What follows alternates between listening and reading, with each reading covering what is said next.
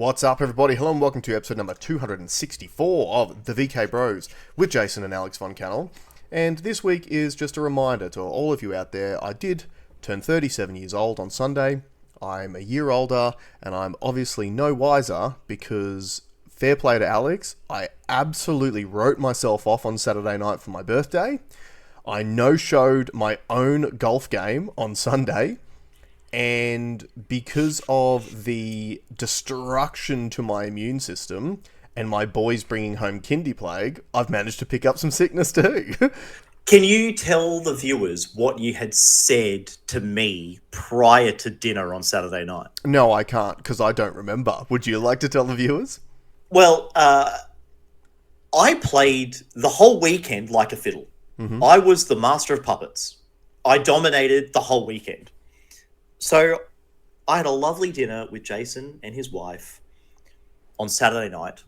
And I said to them at the start, I'm going to get you shit-faced, Jason, so that you play bad golf tomorrow. And you're like, no. I'll do an exact impression of Jason. No. You don't get pissed anymore when you're a father because there's nothing worse than being hungover at home with two young kids. Like, Facts. okay, cool. Facts. And then I went, we'll have a bottle of red wine, thank you very much. And then Jason's like, oh, I want a beer. I'm like, okay, we'll get a beer. We'll get a beer for Jason too. And then pour a bottle of red for Jason. And then a little bit later on, we'll just get another bottle of wine, thank you very much. And then you have another beer, I'll get another beer. And then like, look, you guys don't get to go out that often. Can I get 2 fireball shots, please? All right, 2 fireball shots coming out. Now, Jason is buzzing by this point. And then we're like, okay, let's pack up our tools and let's go home. And he gets out, no, let's go to the pub for a drink. Okay. Yeah. Right? So he... and then Sun Tzu would be proud of you, for sure. I got and anyone that saw my post, the best victory is a victory where you defeat the enemy without ever having to fight. Mm-hmm. And I knew that night that you weren't coming because your wife texted me and said he spewed in the house. Yay. I don't think he's going to be at golf tomorrow. And I just smiled. I was like, of course. And then got him. and then even at the golf game, even without you there. So I didn't want to have my victory tainted by the fact that we were one man down. So I rang someone else. I got you filled in. So I got to face up 3 people. And first tee shot was great. You know, I'm a confidence player. As soon as that first tee shot is good, it's good. And I went up against really an unhappy crowd of people. Like the 3 guys really wanted me to lose, so much so that they started berating me on the second hole. And I was just like, cool, bring it. And I absolutely annihilated them. I dominated the whole weekend. So there was a scandal at golf, and we're not going to get into it. But what I would say is this. You did play the weekend extremely effectively. Your level of game planning and analysis is second to none. And congratulations to you. And it's lucky that you did because I saw the scorecard after the game. And if I showed up, you're fucked. Yeah.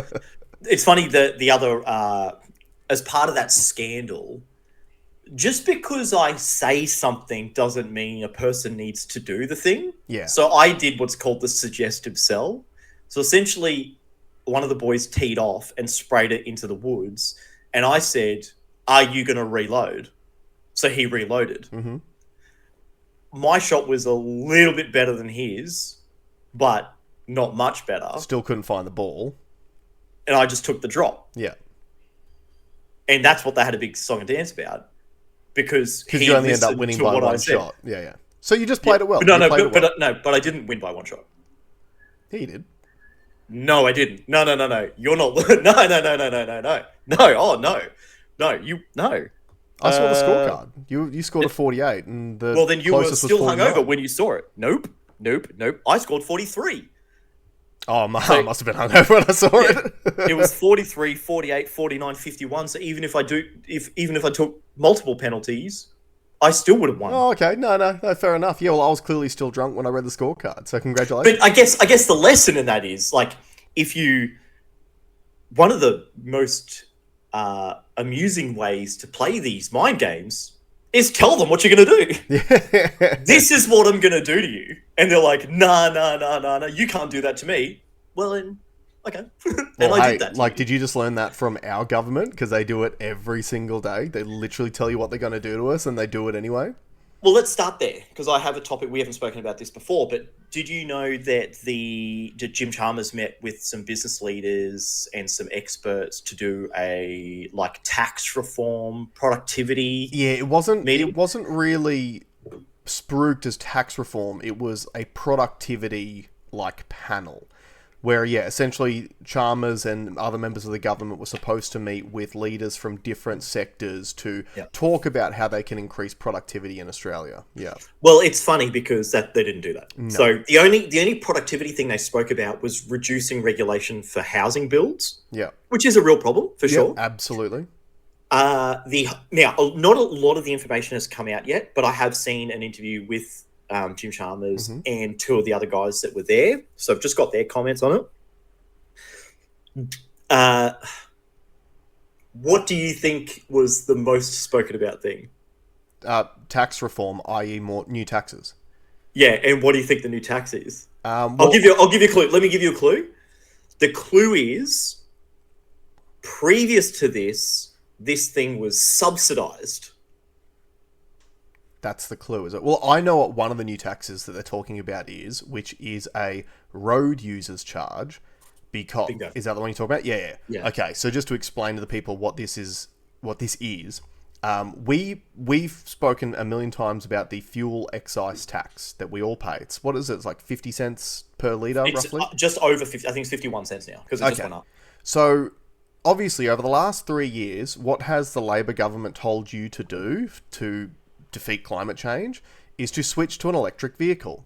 Now, one of the downsides of EVs from the government's perspective is that they no longer receive that fuel excise tax revenue. So now they are proposing a road users tax instead, which is essentially they will tax you based on the amount of kilometers you drive per year, whether you've got an EV or not. Well, it's unclear of how they're going to execute it, because I think they'll still keep the fuel excise. I just think there'll be an EV tax, is how I think they will. I think they're just going to put it on top of everything. So I think that your petrol or diesel drivers will still pay the fuel excise tax, and then they'll have to pay the road use tax on top. Actually, potentially. Yeah, potentially. I mean, this is, let's be honest, why would Labor cut themselves out of it? But I want to talk about this. So let's just lock in on this tax. Now, for a start, I've been predicting this forever. As soon as I learned that EVs were coming out and that they were throwing money at it. And what I mean by throwing money at it. So right now you get a reduced, at the start you paid no stamp duty on the purchases of EV. Yep. And so a lot of left people are like, they don't like the fact that you don't pay luxury car tax on work trucks. Yeah.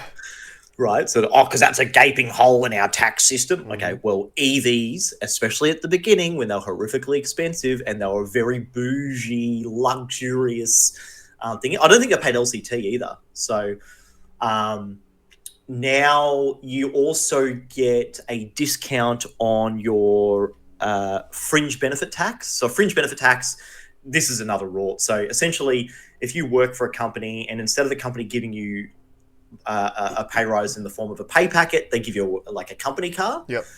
You pay tax on the value of the company car. That's right. Okay. So the government said, well, if you go buy an electric or certain levels of hybrid, so Toyota hybrids were exempt. They didn't get it. Mm-hmm. But plug-in hybrids, which are the most useless of the hybrid vehicles that you can get, mm-hmm. they did get a discount on fringe benefit tax. So there's all these tax concessions that are made up to increase the number of EVs and PHEVs, we call them, PHEVs, plug-in hybrid electric vehicle. Yeah. Knowing full well that they're just going to bait and switch you. Yeah. They'll bait you into buying them. So all the PHEVs, all the EVs were horrifically expensive. Even with all the government subsidies, it's still far more expensive than their petrol siblings. Now that's changed somewhat because we've allowed all these Chinese cars in. So now they're like almost at parity. But the tax is now about to flip. All the concessions are going to disappear. Yep. And any saving that you were making before is now going to become a cost to you. Yeah, road user tax. Now, I've got it. I wanted to make... It's the classic bait and switch. It's Well, I exactly wanna like give what you- we've covered on the show before about them going to bring in the sun tax soon. Because Well, we're I can generating show too you much that solar already. power. Okay, well, we've already spoken about it on the show. But I've got some evidence of it. So Yeah, cool. this is my mate's... electricity bill. And the yellow... So the orange line at the top is the electricity consumption. Yep. And So from the grid. It's actually a little bit unclear because when you read his line by line, he produces more electricity than he uses. Yeah. And yet, if you look at the yellow line, is how much money he gets back from selling the solar back to the grid. Yeah, so let's just, like, just to be clear, the colors are the price, the cost, or the value.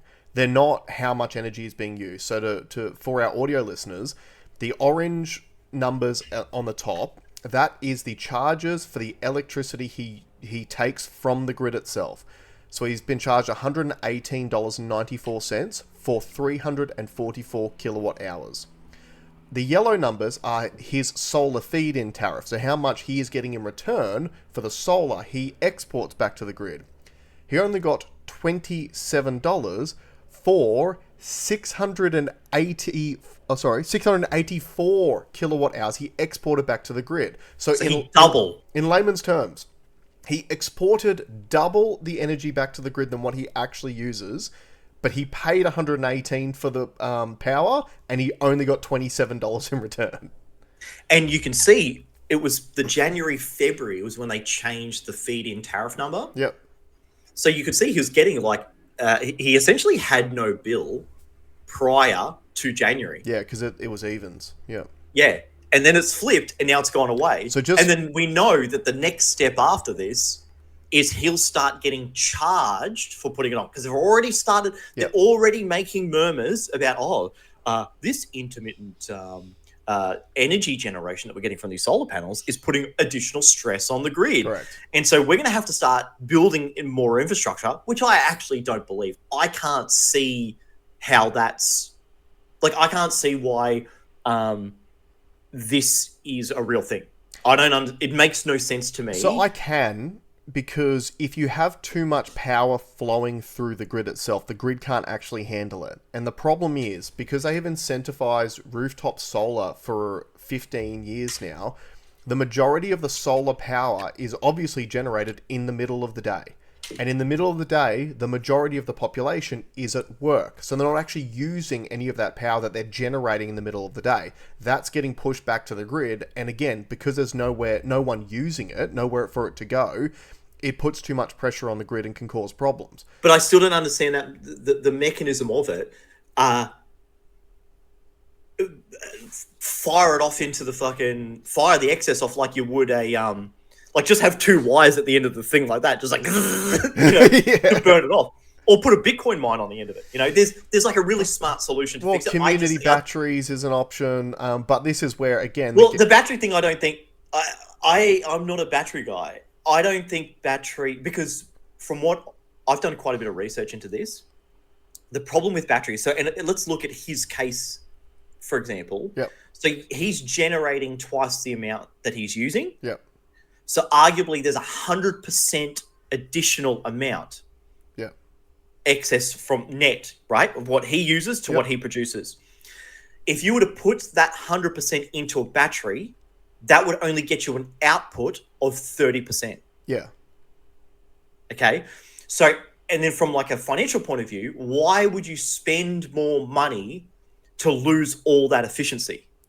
Because this is government. This is what they do. This is why, like, again, this is the the issue that we've covered so many times on the show about these renewable energy projects, which, for example, like the pumped hydro facilities that they're doing. So what Alex just mentioned is a very important part of this equation that keeps being forgotten about deliberately, which is we know that the amount of power that you put into a battery is not the amount of power you get back out of the battery, right? Because it degrades over time. And plus battery effectiveness degrades over time. Those need to be replaced all the time too. So when they talk about doing these, say like a solar farm which is paired up with a pumped hydro facility. So the theory is during the day, the solar farm generates the power. It sends that power to the pumped hydro facility. The hydro facility pumps all the water in the bottom reservoir back up into the top of the dam up the top. And then at night time, it allows that water to be flushed back through the turbines in the dam to generate the power. So you can use that power generated during the day in your peak usage periods, also when there's no solar being generated at night time. But you're losing power in the transmission from the solar farm to the pumped hydro facility in itself. You are losing power in the generation of moving the water from the bottom and up to the top. And then when you have to then send that power through transmission lines to the end user after it's being flowed through the turbines in the dam, you are losing power at that point as well. It is so inefficient, it's not even funny. Which is the reason why all of these renewables projects were approved without proper cost-benefit analysis. Yeah. Because they know that it wouldn't stack up. And think about it like this. No one's saying that... no one's really highlighting the fact that we have an excess of power. Yeah. So he's the perfect example. Mm-hmm. He's just got a regular solar setup, nothing fancy. Yep. Right? I think it cost him about $7,000 or $8,000. Now, another note. So his bills were reduced, but it's not $7,000 yet.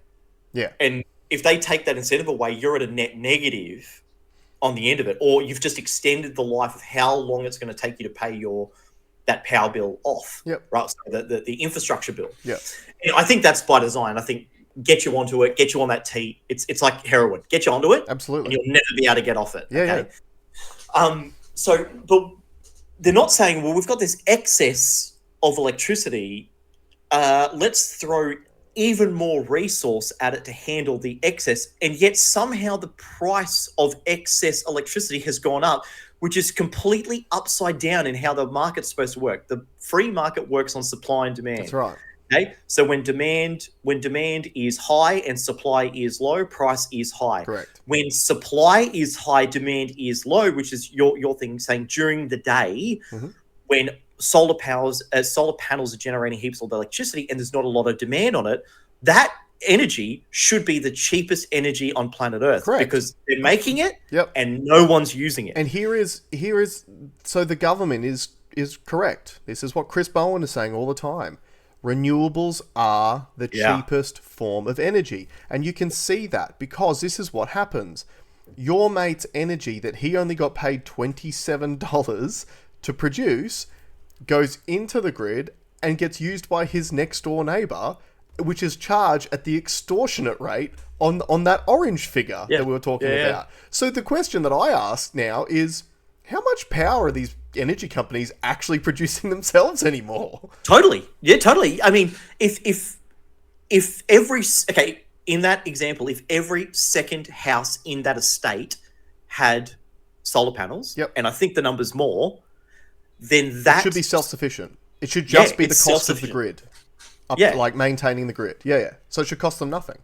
And what's the grid? Copper wires between houses. Yeah. So again, this just gets back to the scam. Like, this is all a scam, guys. It is just another cog in the wheel of the machine, which is designed to make the rich richer and keep you broke so that you are an economic battery to essentially have all of your efforts go towards enriching elites. On this note, I just want to read out... I posted this on... I really like this. The Matt Barry And thing. I couldn't find it. Yeah, I went to his Twitter to try and find it because a friend wanted it and I couldn't find it. Okay, well, I've got screenshots. So I can send it to you if you want it. But I'll read it out. So this is from our boy Matt Barry. What they won't tell you at today's productivity summit. Everything is cooked.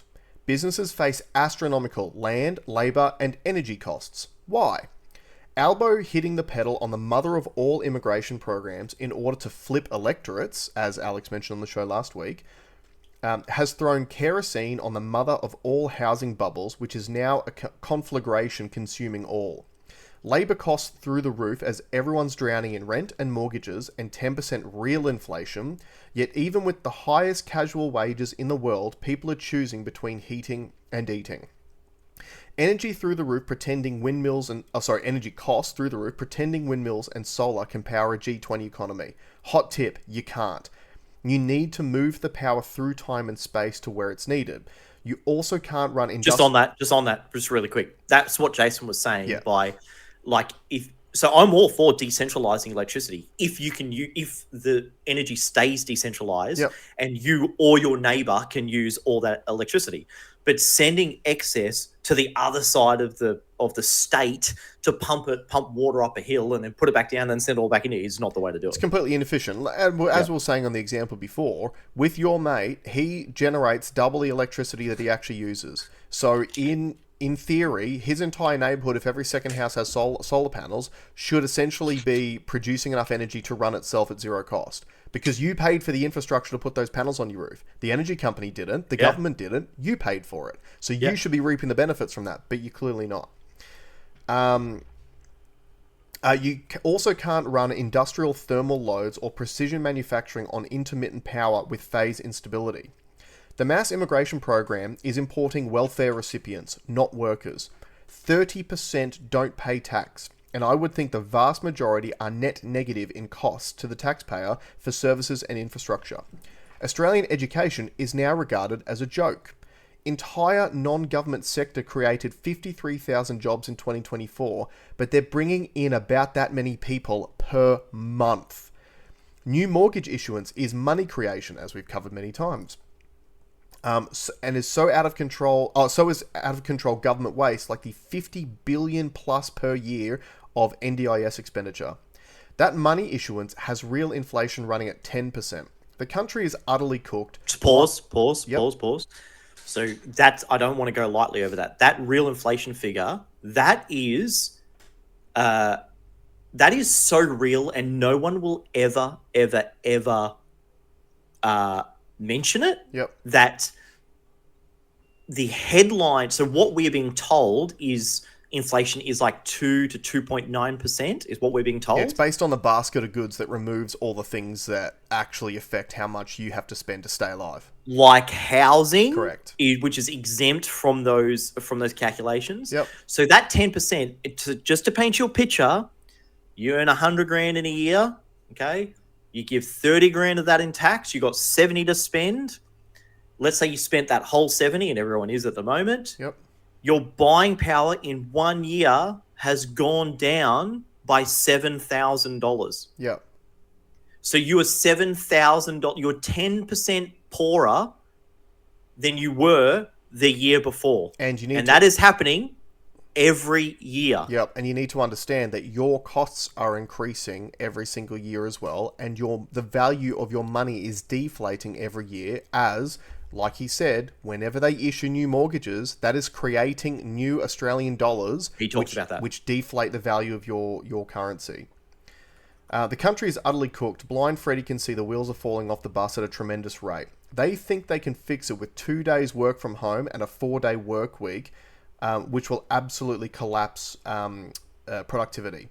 The housing market will pop, and it will not be a soft landing. It will bring down the banks and the Australian dollar. And you have to understand that too. That's not hyperbole.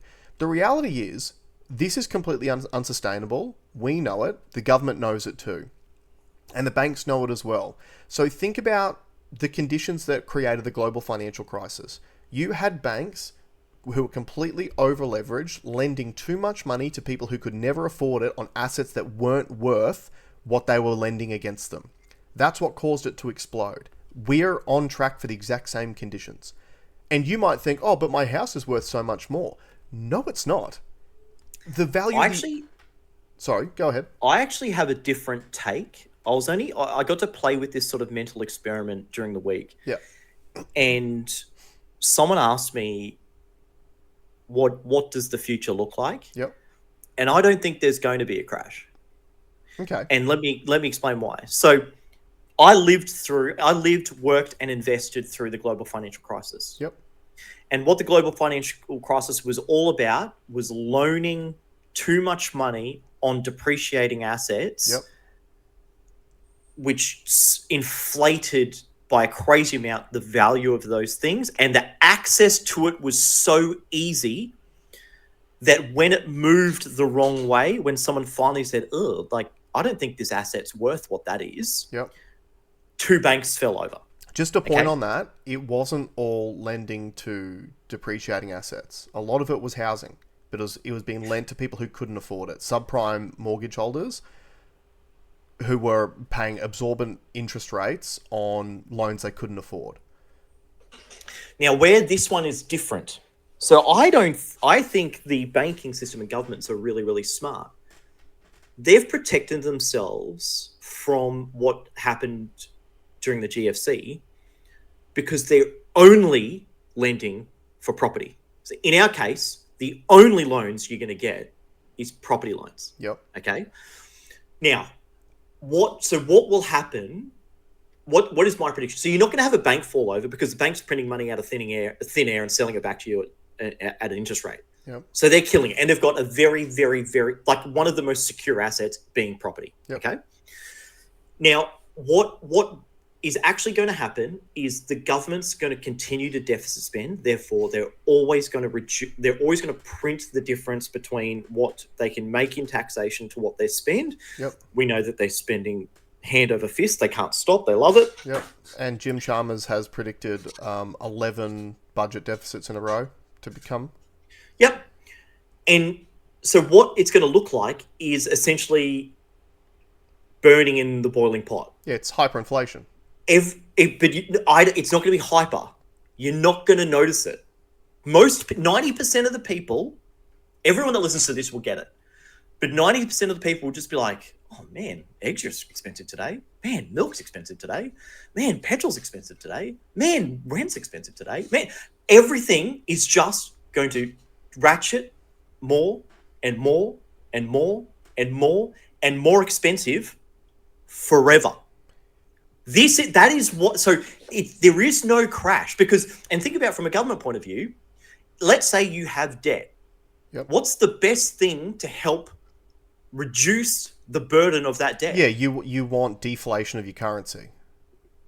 Yeah, so inflation causes deflation of the currency. Yep. So that dollar that you owed is now worth less than it was yesterday. For sure, but your overall debt is now less, but it's a spiral because there's no way to correct it. Yeah, but that's the problem, right? There is always a spot where these things do have to eventually fall over because, like you were saying, where does the money come from for the average person to keep up with their bills? So, like you say, we're not going to. Well, but it'll be government. It'll just be everyone will end up working for the government. Well, we're already there. Well, we're over halfway now. Yeah, we're over halfway there now. So you've got less than half the population supporting the other half of the population, which is not real anyway, because as you said, all the deficits just being printed anyway. Yep. But I can give you an example. I can cite an example. Japan did this. Okay.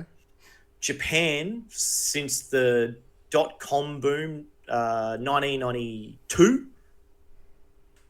That was 98. But they had a technology boom in the 80s, made shitloads of money. They went buck wild. They went and bought. They were smart. They went all around the world, they essentially built the Gold Coast. If you go look back at who built Pacific Fair and the whole Broadbeach Strip, was all Japanese money. The entire reason why most of us in our generation learnt Japanese at school was so that we could service the Japanese rich tourists that were coming to the country at the time. So they were an economic powerhouse at the time. Now, they made some bad investments through the .com. They put a lot of their effort in. Their technology got stagnant. America came in, the iPhone came in, decimated Japanese manufacturing, the rise of China, and the Japanese central banks have basically been doing the same thing, which is just keep inflating the currency more and more and more and more and more and more and more. Now, the quality of life in Japan is okay in Japan. But just in like the last 10 years, the yen has halved in value to the Australian dollar. Yep. Which means, as a Japanese person, it has become twice as expensive to come here. Yep. Just like so they are a future case. So there is a long way that we can go. Now, it's not all doom and gloom because Australia's debt to GDP ratio is like 55%. America's like 130. Yep. So we're in a better position than what they are. But we're just at the start of this snowball that's going to happen to us. My friend just got back from the UK and he's like, man, you being in the UK made me realize how lucky we are in Australia. Yeah. The grocery shop in the UK was 3x the price. Yeah. Fuel was 3x the price. Yeah. The only thing that was cheaper, which is cheaper everywhere in the world than here, is booze. Right? You can go out and have a good night because they don't tax beer as much. Which, don't you find that convenient? It's bread and circuses, right? Like the Totally. right? And because Totally. you're right, because the UK is just a decade in front of us, but we're on the same pathway to end that way. And the thing that I would say, that I would caveat what you were saying before about Japan and also about America, yes, the US's debt position looks way worse than ours, except for the fact that it's backed by the US dollar, which is the reserve currency, which they can manipulate to ensure that they can continue to service that debt moving into the future. They'll have no problems. On the Japanese side of things, I don't think Japan has an immigration issue, and specifically a bringing in non-productive immigrants and giving them welfare issue. So like you were saying, with the Japanese people, the quality of life is essentially the same provided you stay inside the country. Yeah. Whereas it's way too expensive for them to leave the country. The problem that we have here in Australia is our quality of life is rapidly deteriorating. The value of the Australian dollar is also rapidly deteriorating. So we've got both issues. It's too expensive to live here and it's too expensive to leave. Yeah, that is a good point because you're right. Japan they don't immigrate people. They've got a demographic problem. Like they've got massively declining. Not having enough kids. Yep. They've also got a massive efficiency issue. So although they used to be known for their efficiency, they've got this thing called, like, part of their culture, this corporate culture has created these things called zombie companies. So whole companies that just shuffle paper around and do nothing and build nothing. Now, I would argue we are doing that too. Like, we're getting to that. But ours aren't corporations that are becoming zombie corporations. We're government agencies that become zombie ones that do nothing and get paid, right? So, can you just pause for a second? I think someone's knocking at my door. Yeah. All right, we're back. Should we get back to finish off the Matt Barry thing that we can? Yes, please. Yes. Keep this convo going. Okay. Okay, so it says here. So in his tweet, the housing market will pop, and it will not be a soft landing. It will bring down the banks and the AUD. I'm sure today a few brain farts think there's no problem another tax can't fix. What multinational would touch this place? What viable business can you create here? Suggest one. There's 122 pay guides to decide what to pay someone. The funeral industry has different rules to the cemetery industry. 7.1 million people work less than 35 hours a week.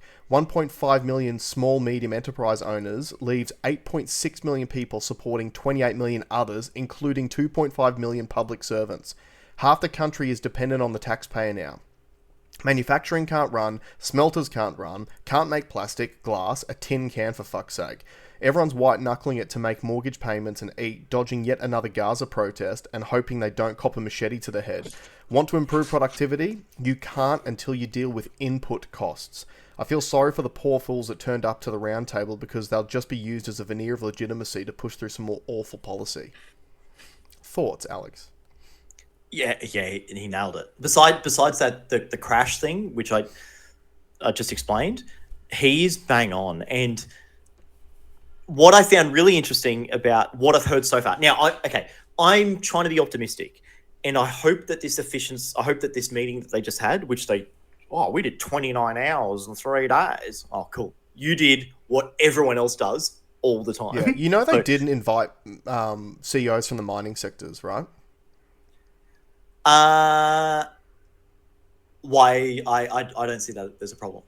Well, you have the government literally not inviting the people to the table, who are the only reason why our country hasn't gone under in the last decade anyway. Well, I would also argue too, though, that everyone knows what the answer is there, so them being there, it doesn't do anything. Tax the rich. Tax the rich. No, but where this is the alarming thing for me. Not once has anyone mentioned anything about business confidence, like starting a business.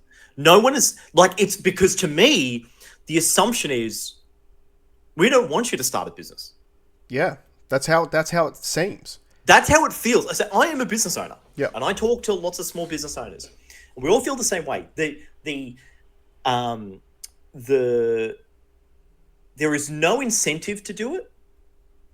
There's actually disincentive. The craziest one being payroll tax. Again, we've spoken about on the show before. It's insane. Yeah. So once your payroll is over $1 million, so once you're paying staff over $1 million, not each, $1 million collectively. So if you had 10 people at $100,000 a year, which is a great business, creating a lot of economic velocity. Yep.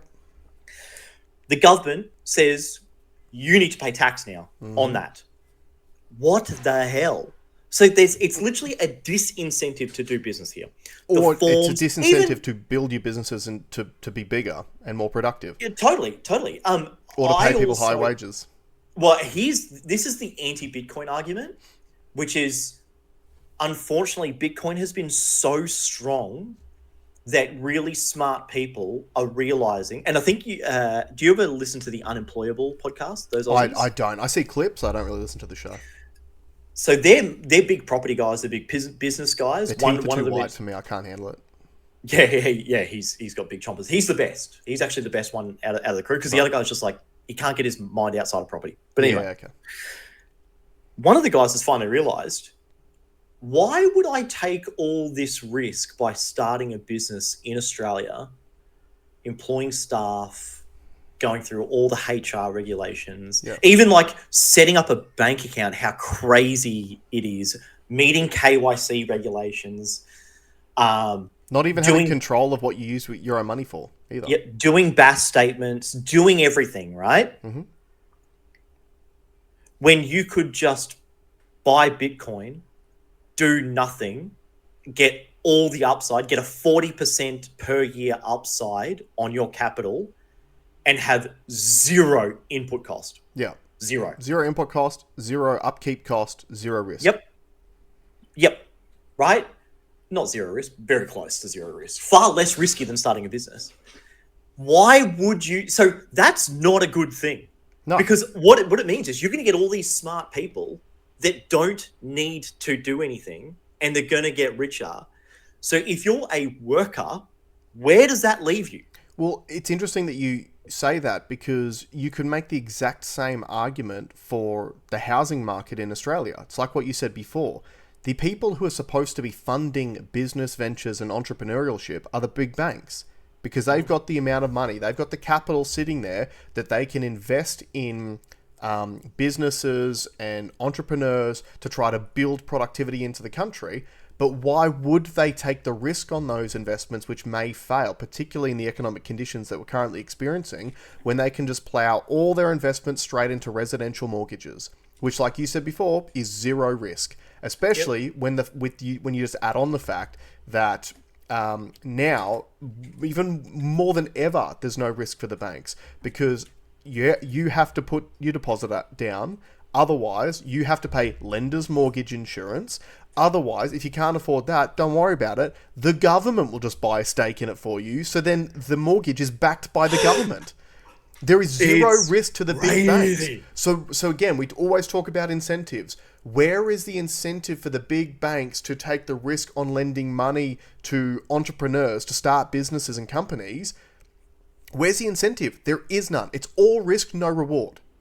Yeah. Yep. And then, so what does that do to we already have lost an extra place from when we spoke about it last, about our economic complexity. Yeah. So we were below Uganda. Now we've dropped 2 places. And this productivity thing is only exacerbating the problem. This Yeah. is just like, yeah, we know that we can't do anything that's outside of housing. Like when they talked about removing red tape, I was like, oh, great. That's a good thing. Mm-hmm. Finally, they're talking about something constructive. We are talking about reducing red tape for home builds. Yeah. Oh, okay. That's that's Because 10% of the market. Because again, it's the incentives, Alex. Because what you said before highlights what the real agenda is here. Our economy is completely unsustainable. The government does not care because it benefits them, their rich mates, and anyone that they know that owns assets. This asset inflation makes them all very, very rich. And the politicians that are in place are being used as the tools to make sure that that asset inflation never ends, right? Yep. But the incentive for the government is to have mortgages written more often and at higher amounts, because that's how you create money.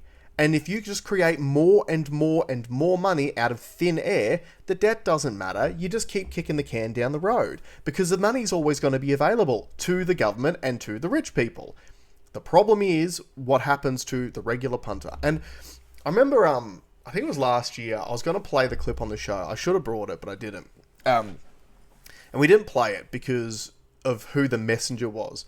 But Andrew Tate did the best tongue-in-cheek explanation for essentially what every Western government is doing right now, who it benefits and who it hurts the most. And in the most layman's, the shortest version possible is this. The way that the Western nations, particularly Australia... Oh, I think you've just frozen too, by the way. Can you hear me? Yeah. I've just lost you. Oh, no, I've got you back. I lost you for that whole thing. Okay, that's fine. The audience can hear okay. it. So, in the shortest versions possible, every Western country has run themselves in the same way over particularly the last 5 to 10 years. It's been mass migration. It's been propping up the housing market because of fractional reserve lending. It's all of the problems that we're experiencing in Australia are happening in every other major Western country all at the same time. And the reason is this. The politicians only get into politics if they're backed by rich corporate lobbyists, right? So they're owned by the corporations. So when they're in Parliament, the corporations come to them and say, hey, we want to not pay anyone much for their wages.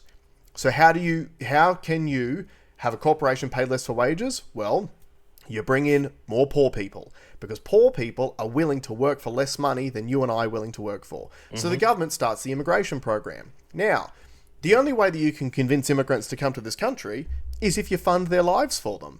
So that's why our government's bringing in all these immigrants from poor nations, giving them welfare, giving them housing, right? So, in other words, the rich people get their wages, the wage suppression that they're after, because you bring in poor people who are willing to work for less. It's why we hear that trope about, all the fruit and vegetables will die in the field if we don't have immigrants, because no one wants to pick them. No, it's because no Australian is willing to work for under-the-table wages to do that sort of work. But also, there's no necessity for them to do it. That's the other thing that I like. So instead of like say we don't have any builders. Well, if Aussies don't have to build because they can go get a job as an NDIS provider. Yeah, exactly. And have no like. I don't know if I've said on this show. So some guys have moved into my apartment block. How's the nicest way to say this? I deal with a lot of international people in my job. Yep. And every single one of them works as a carer. Yeah. And that is part of the rort. So, again, a story I think we did cover on the show a few weeks ago is about how foreigners have realised that a fast track to getting a visa over here is through the education system. So essentially what they do is they sign up for these bullshit courses that they never plan on finishing. And they use that to get an education visa to come over here to study in Australia. Once they get that visa over here, most of these people either, they don't drop out of the courses, they just stop going to the course. And then they pick up all these roles in like the care industry, and childcare is a big one. And this just came out in the review into the Victorian childcare industry that dropped, I think it was 2 days ago, which was absolutely scathing at the issues in the childcare sector. And one of the issues which is in there is that essentially you're getting these students over from India's the big one, because we earlier in the year we fast tracked visas for Indians to be able to come here and study. And you're essentially getting these people put into childcare centres on placements to do like prac work, and they have zero interest in actually working in the sector. So they do not care about hygiene, actual following best practices or anything like that. The whole point of them being here in the first place is to use the education to circumvent the visa process so then they can become a citizen. That's the whole reason why they're here. Yeah. And again, to make it worse, talk about incentives. The institutions, the universities that provide these courses pay zero corporate tax on these students. Yeah. So they're incentivized to keep these people coming in. That's where the incentive lies. So, yeah, sorry. And like I said, these cranes that are outside, they put a crane up in a day the other day. It was actually really impressive to watch. These big, tall, Aussie invention, actually. You know the cranes that sit on the sides of buildings that go up with the building? Oh, really? That's an Aussie invention, yeah. There you go. They've got 3 out here. I'm pretty sure I'd read something somewhere that they're like 10 to 50 grand a day to rent. Okay. And there's 3 of them sitting there. So, I hope they don't block my sunlight in the morning when that building goes up, because I might have to move. You're nimble. But that's getting paid for by the federal government to bring more students in. Correct. So basically, the summation is none of this is for you. No, your tax dollars are being used by the government to pay for more student accommodation for universities to bring in foreign students, to take jobs away from you, to give you worse service at whatever role it is that they end up doing, and for that university to not pay any corporate tax on the income they generate from that person. Nice. Ding, ding. Nice. Let's have a productivity summit, Alex. Yeah.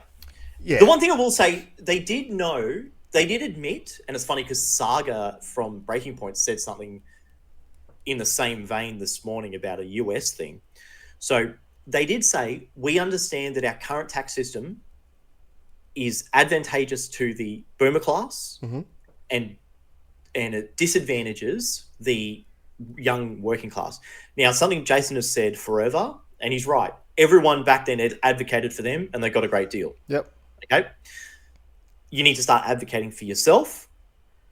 Saga went even further, and I'm open to this idea being true, but he's like, the boomers they had a socialized upbringing that now they're pulling their funds out of, and now it's an independent, everyone's on their own as a young person now. Yep. So, and if you think about it, like even here, we had free education, like free university here before. We didn't, but the boomers did. Yep. But yeah, that's what I meant. The majority of politicians who are in parliament now got free education through university. Yeah. Yeah. So I can kind of see a world where, and like obviously housing was much cheaper.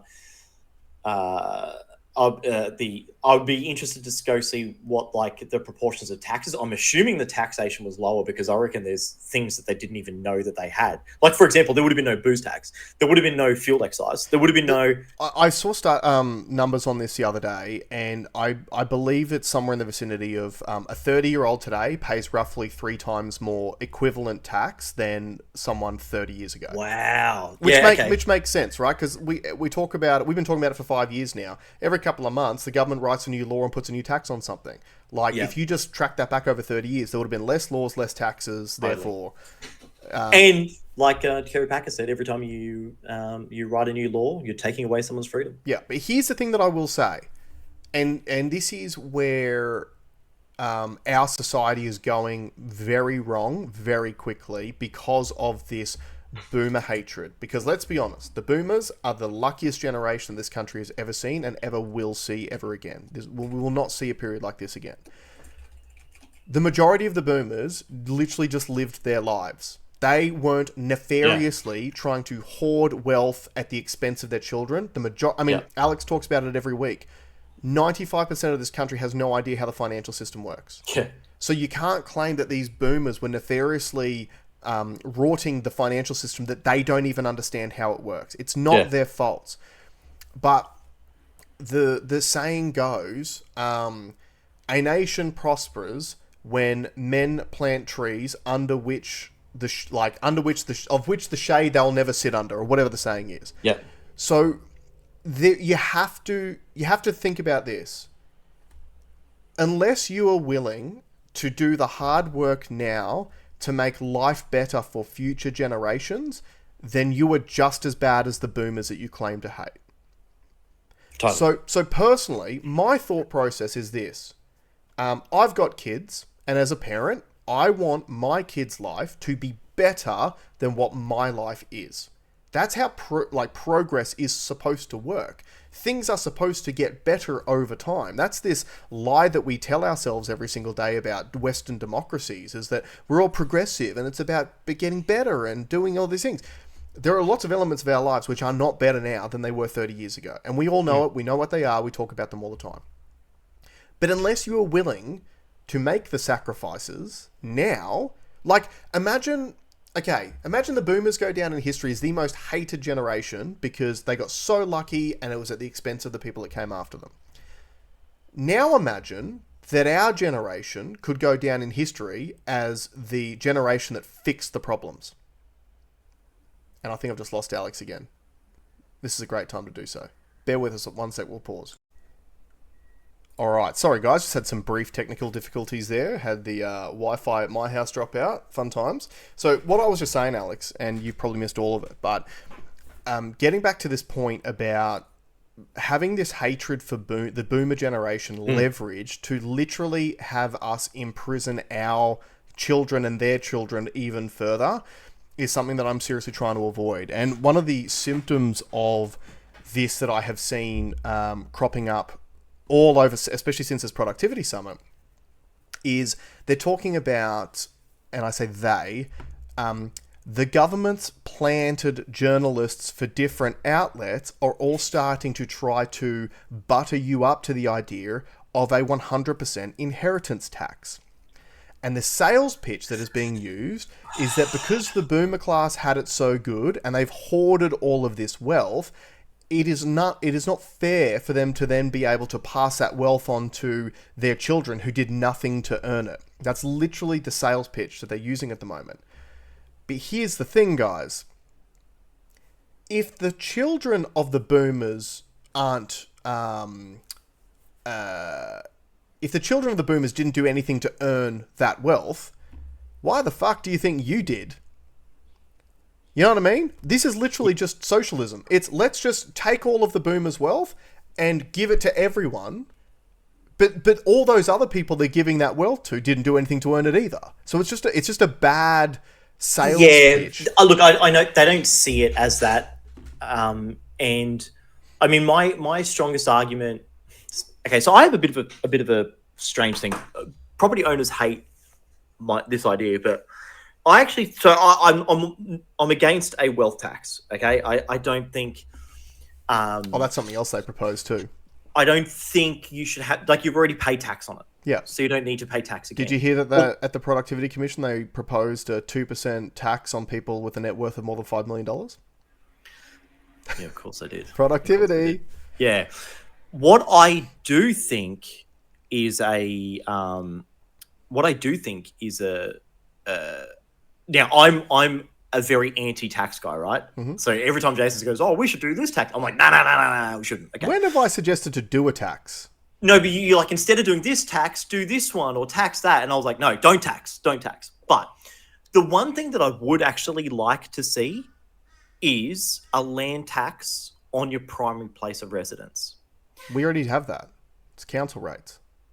No, but one on the land value, a higher tax. So if you have investment properties, you over a certain threshold, I think it was 750. They've upped it. Seems to be the only thing they index, right?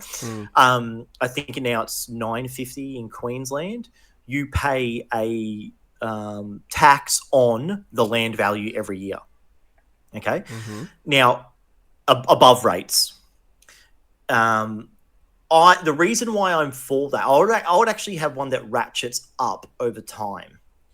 But what I would also do is create an exemption from anyone selling their property and downsizing into, say, an apartment would pay no stamp duty. And the reason why I want to do this is because at the moment we have the wrong allocation of properties for the wrong people. So, for example, the boomer class, little Beryl, who's got no money, is in a house worth $3 million, and there is no incentive for her to move. Yep. And free that. And then there's a young family who's 20, early 20s, got a couple of kids. They're living in an apartment because they can't afford Beryl's house. So what I want to do is I want to increase the velocity of property sales. I want to create some sell side pressure, and the best sales. It's called Georgianism. It's not a new concept. Property is an unproductive asset. Yep. It doesn't do anything. Okay, so it doesn't produce anything. Therefore, and also you could argue too that if you want a resources tax because you're selling something that's coming out of the ground, you probably should be paying a tax on a piece of dirt. That everyone that does it, everyone that I mentioned this to, says the same thing. They're all property owners. But if you think about what it does, it incentivizes people to downgrade their properties and to give those properties the potential to be purchased by the right people. So here's the reason why I screwed my face up at it. The number one reason I screwed my face up at it is that this is the polar opposite of your ethos on everything else. So your normal ethos is no taxes, and now you're proposing a tax. And the reason it's like the only tax I propose. Yeah, no, and that's why I'm saying like this is the polar opposite of what you've ever spoken about. So let's explore your reasoning, because I think your reasoning to a degree makes sense. I think it's probably a particularly horrible way to do it. Main reason why I think it's horrible is because we know that a lot of these pensioners now are asset rich and cash poor. Correct. So you're right. This will kick these pensioners out of their houses. It will force these pensioners to have to sell those houses off because they will not be able to afford to stay in their home. Personally, I don't think that kicking the elderly out of their houses is the right way to go in a society. But what we could do to promote... Well, hold on. But on that, it's impossible. So if the attitude that you just showed, it would be impossible for a future generation of young people to have a house. No, completely disagree. And let me explain why. Okay. So the way that I would approach it is this. I think that when it comes to... So the lefties all want to say that housing is a human right. And to a degree, in a rich Western country, it probably should be. But the problem that we have in this country is that we've got so many incentives for housing investment and speculation, which fuel the price of the houses themselves. So instead of kicking Beryl out of a house because she's destitute and can't afford to pay her land taxes, I would prefer to look at reforms such as, I think there should be zero tax paid, especially in things like stamp duty, on selling or buying your primary place of residence. So because for example, if you're Beryl and you got a $2 million property, what's the stamp duty when you sell it that you having to pay to the government? I don't think you should have to pay stamp duty at all. If the whole point is to free up the big Beryl's house so a young family can move into it, and Beryl downsizes into a property it's easier for her to manage, we should be removing the barriers and the costs associated. That was in mine. What's that? I said that. I said that. Did you? Sorry, I didn't hear that bit. So I said there should be no stamp duty for Beryl to downsize, to go. So, for example, no stamp duty for a unit purchase after the sale of a property. But I also think there shouldn't be any stamp duty paid by the young family looking to buy Beryl's house if it's a primary place of residence. I think the only reason why I think that doesn't work is because it's adding an additional incentive. So, I mean, you could argue that it's... So, are you only allowed that once? Only one. No. It's not only once. It's if you're buying a house just to live in, you get it regardless. Okay. So what if I buy a house to live in? Yep. I pay no stamp duty. I live in it for whatever the preset period is available to make, like the first home buyers grant. You have to live in it for 6 months in the first 12. Yep. and then I go do it again and again. Where's the downside to that? And again. Well, I'm now. All you've done is freed up more capital and created more buy-side pressure, which will pump prices up. But you've also made more sell-side incentive as well by having. No, there's no sell-side. No, I'll keep it. I'm going to keep the house. No. Because okay. I I'm didn't saying pay it the only stamp applies. duty. It only applies to the house that you're living in. So you can't buy a house, live in it for 2 years, and then keep that house and go and buy another one with the stamp duty. Then how does it work? So you have to sell your principal place of residence to buy the new place. Otherwise, you pay stamp duty. If you're buying an additional property without selling your current one, you pay the stamp duty on the additional property. See, I'm all for, like, if you want to do the stamp duty free on one, you can do one. But you just can't do the other. But this is the problem though. If you only do it once, it means that there is no incentive down the track once you're looking to downsize, then you don't get there's no incentive for you to go and downsize because then you have to pay the stamp duty. So what I'm trying to say is this. Essentially... Well, we're saying the same thing, though. No, we're not. You're not understanding what I'm saying. Because I'm saying... Well, yours doesn't free up the property. It does. You've got the advantage on the in, and you've got so you're at a net same. No. This is... You're not hearing me. Let me... Well, I'm obviously not explaining it correctly. Help me explain it. Okay, I'm obviously not explaining it correctly. Essentially, there are two types of people who own properties in Australia. There are people who owner-occupiers who live in the property, and there are property investors. I believe if you are a property investor and you are buying properties to make profit, stamp duty should be applicable to every single transaction that you do. I believe, though, if we want people to have the freedom and flexibility to buy and sell houses as their life phases change, you remove the tax blockades that prevent a lot of people from doing that. So in other words, I'm an owner-occupier in the house that I'm in at the moment. When the kids move out, I want to be able to sell this house to downsize to a smaller place without paying stamp duty on my house when I sell it and without paying it on the new place when I buy it. So I totally understand what you've said. Yep. What I need you to explain to me is how you don't rort it like I suggested. Because it's only on the place that you're living in. You can't. It's not like you do it and there's a set So how do you period retrospectively pay interest, stamp duty on a place that you used to live in? Oh, what do you mean? Okay, I buy a house. Yep. I pay no stamp duty. I live in it. Yep. 12 months later. Yep. I buy another house. Yep. I go and live in it. Yep. Where's the stamp duty paid? On the new house that you've bought because you haven't sold the old one. But I'm living in it. It doesn't matter. It's on the one primary place of residence. So if you are selling your primary place of residence to buy a new one, there's no stamp duty. If you are keeping the primary place of residence and buying a second property, there are stamp duty paid on the second property. Works. In most of these transactions, how does one sell a property and buy a property? So what does that look like? Well, it happens all the time. You buy a property subject to you selling your current property. Maybe there is an exemption period of 6 months where you've got the 6 months to sell the previous property. Otherwise, stamp duty becomes applicable on the new sale.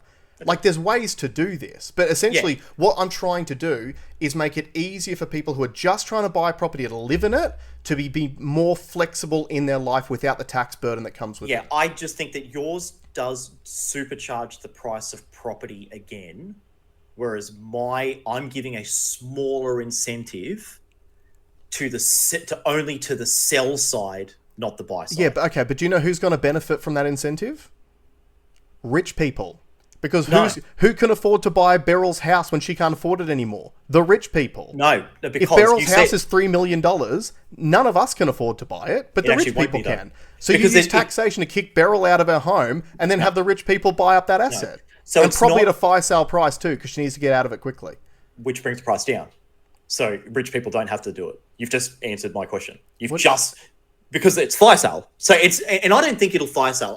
What will happen is people realize, okay, after a certain amount of time, I've got to start thinking about getting out of my property because it's going to cost me too much. It's no longer beneficial to me to stay in this property. I'm going to start thinking about downsizing. And what those people, they will start to move out of their property and the velocity of property sales increase, creating more purchasing opportunities, which will lower prices somewhat. Okay. Because at the moment, the incentive is to stay. Yeah, of course. And again, both of the things that we were saying is incentivizing more sales of properties, which therefore create more opportunities. I mean, reducing the cost of housing, stamp duty is a significant cost. That will reduce the price of housing. No, it won't. Because it hasn't. We know that now.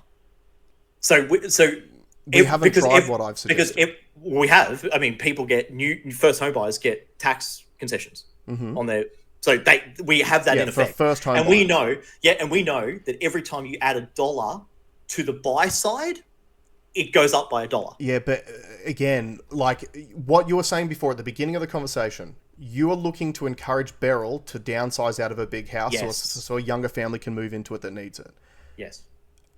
My system promotes that, but it also punishes property investors who want to buy Beryl's house just for a commercial investment.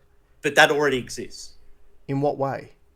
First home buyers. So No. But it's not necessarily first home buyers. You might buy. You bought your first home at 21 years old. Then 10 years later, you have a family, need a bigger place. You don't get the stamp duty exemption. Yeah, but you're creating more buy side pressure, which pushes prices up. I'm only focusing on sell side pressure. Yeah, I'm but putting the at the incentive on the detriment sale. of povo pensioners. No, that are asset rich, that are downsizing. But that are downsizing to a cheaper thing. Because they're forced to. So now their net financial position will probably be better. Yeah. Because they actually get to cash out of better. their house. Absolutely, it would be better. Yeah. You should just force every person to sell out of their house that they're happy and comfortable in and move into a fucking apartment. But their financial position will be better. But every property owner says the exact same thing. It's interesting when people are in their own self-best interests. Like what happens to society? How am I talking my own self-best interest? Because you're a property owner, so you don't want a land tax because it's going to cause you an imposition. No, it's not, dude. If we've covered anything about land tax comes in. If I've covered anything on the show before, it is that I'm willing to do things now to make it better for my kids. But not in this case.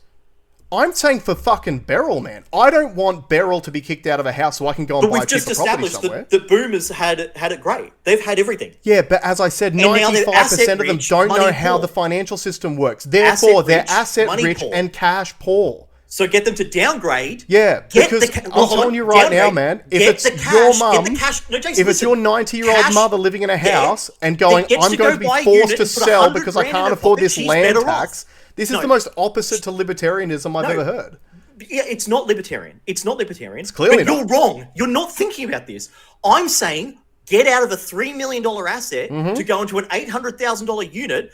You pocket the money. So she's now cash rich and has a place and was incentivized to move out of a large property to free it up for someone like you and your family. And the thing that you've never considered because you're not a parent is that Beryl probably wants to leave that place to her kids.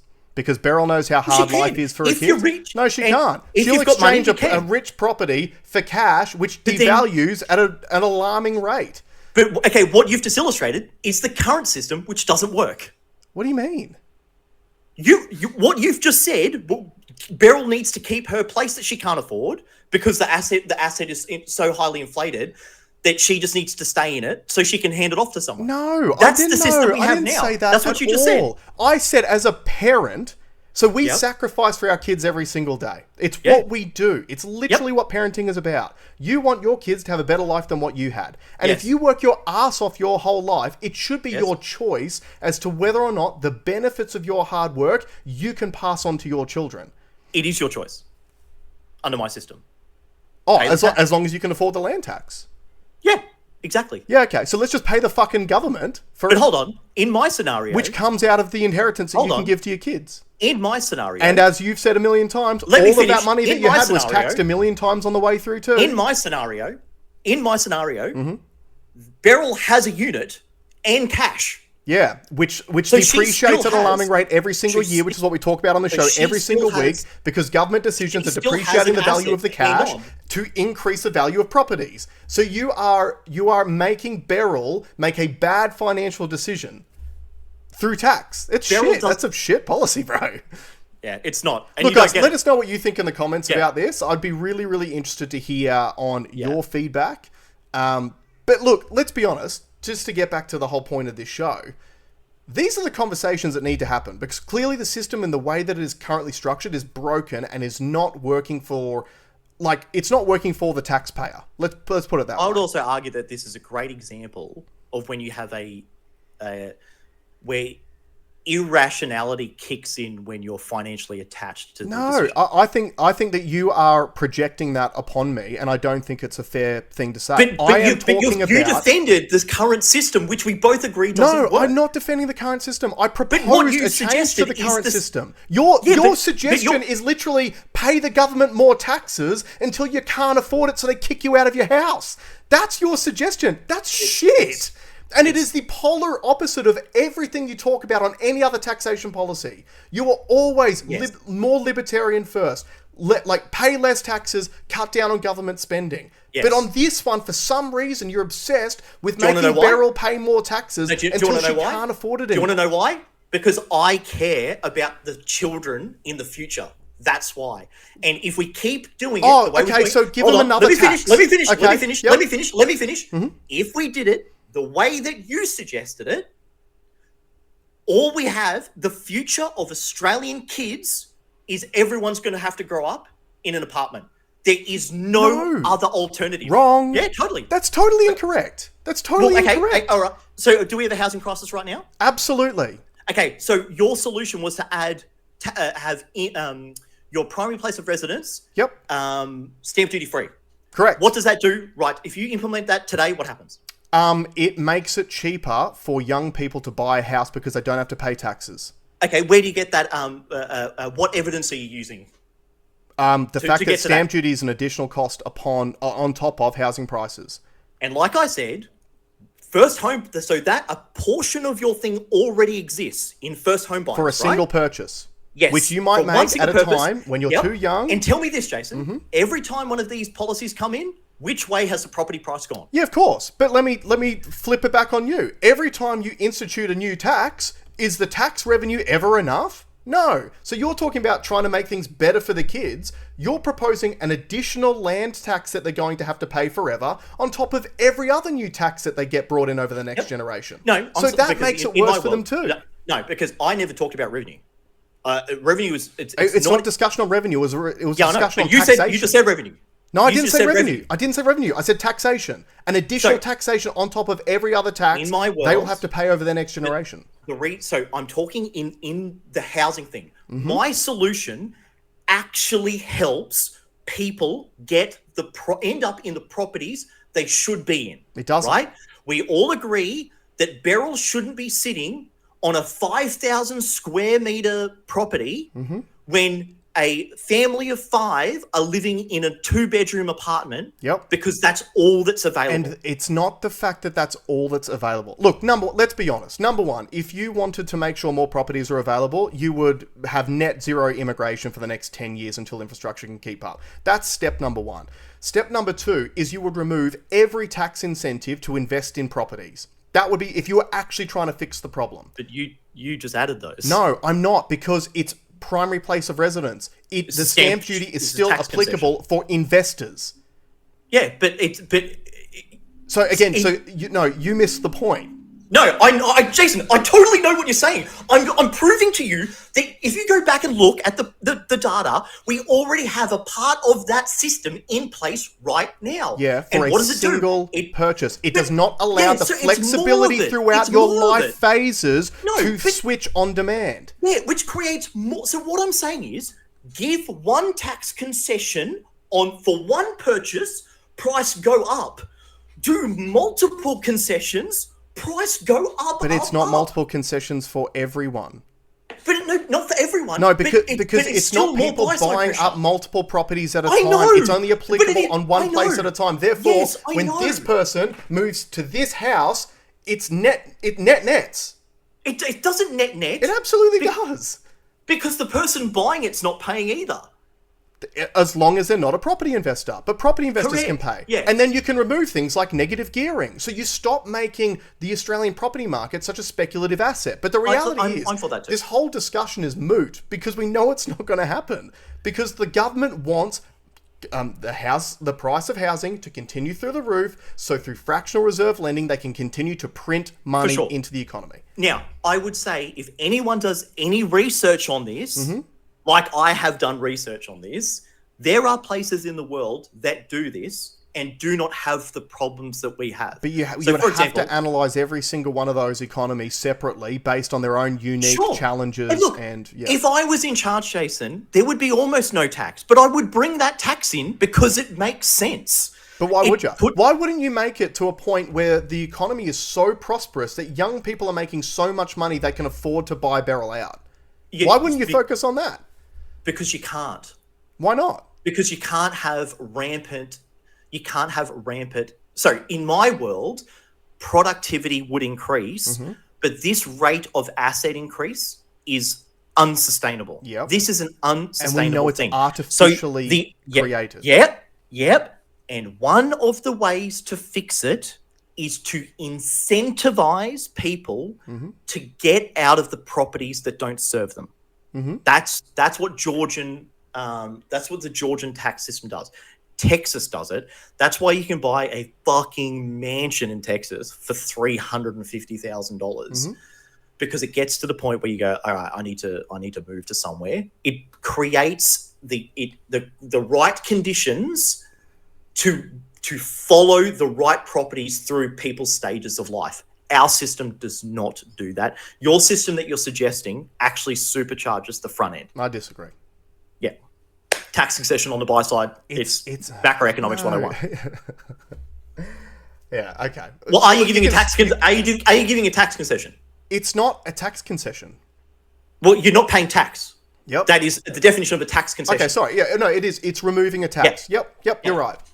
Yep. And so what is but it is not removing the tax from do? property investors, and it's the investors and speculators which have driven up the price of housing, along with the fact that we have too many people living here now compared to housing stock. There are so many other... I actually don't think that's as big a problem. We've done that on here before. The 11 million... Sorry.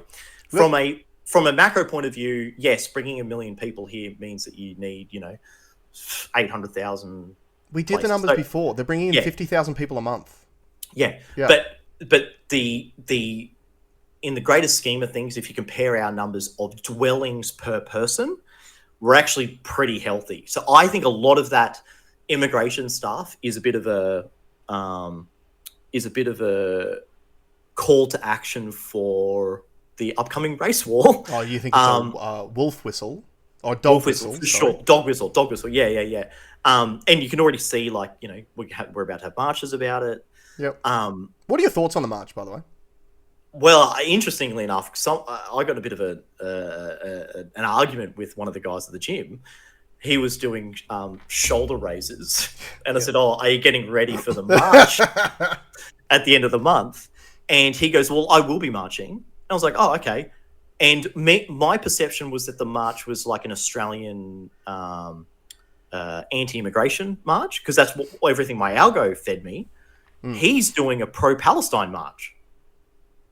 Yeah. I didn't know that there was one on. I think sorry. I'm not going to say I think he's got that wrong. So I think there was the pro-Palestine march, which, again, we need to be honest with people what these things actually are, because they all get painted in different ways depending on what agenda the media is trying to serve. Yeah. So the pro-Palestine anti-Israel march that happened in Sydney a few weeks ago, it was not a pro-Hamas march. It was like an anti-Israel's genocide in Palestine march. That's what it was about. But the media's portrayed it as, these people are pro-Hamas. And that's people like Sky News and stuff like that, who we agree with on a lot of things because they lean right, but that was bullshit. No one is marching in support of Hamas, because if you are supportive of the Well, some people might, but they're probably operatives from the government. Yeah, absolutely. I mean, it's probably Benjamin Netanyahu who funded Hamas for 20 years. It's probably the guy that has the rego papers for the Jew van. The Jew... What do you call it? The dual exploding Jew van. Yeah. So again, but what you're seeing is this psyop at the moment around this Australian, marching for Australia march on the 31st of August, where there's all of this mud being thrown into the information space about is it the NSN, the National Socialist Network? Now apparently they've organised it, and then they're talking about how it's whites only and blah, blah, blah. This is what's happening, guys. The government is quite happy for you to march about things that aren't happening in this country.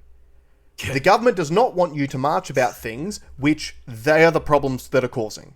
Therefore, they are muddying the information space by trying to psyop you into thinking that every single person who shows up to this march on the 31st of August is a white supremacist, racist, etc., etc. And do you know how we know this? Because we went through this during COVID. We were called every name under the sun during COVID when people were marching against lockdowns, against vaccine mandates, etc. You saw this in Canada with the trucker protests during COVID. The truckers were literally protesting because they were like, we don't want to have to take these vaccines just to be able to deliver the food that the laptop class is relying upon, who don't need to take the vaccines. But they called them every name under the sun. They tried to put people in prison. They took people to court. And every single one of these court cases has ended up being thrown out. And a lot of these people got paid compensation. Do you know why? Because they were right. And this is what happens eventually with all of these things. So the whole point that I'm trying to say is, if you want to march on the 31st of August in support of Australian values and improving our country, go and march. Be on your best behavior.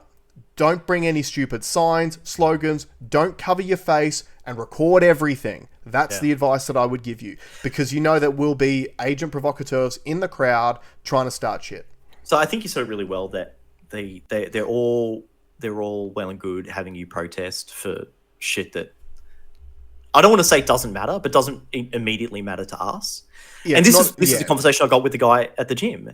He's like, what's happening over there is, and we should do something about it. I'm like, look, I think I can see why you would feel that way. And I agree with you, but I would rather march on stopping these people from having the ability, stopping politicians from doing all the things they do. Yeah. I would rather we revolt and overturn the whole system. Which is what I believe a lot of this march is about. Well, I'm not being told this. So I looked quite deep into it. It's a bit Australian way of life. Yep.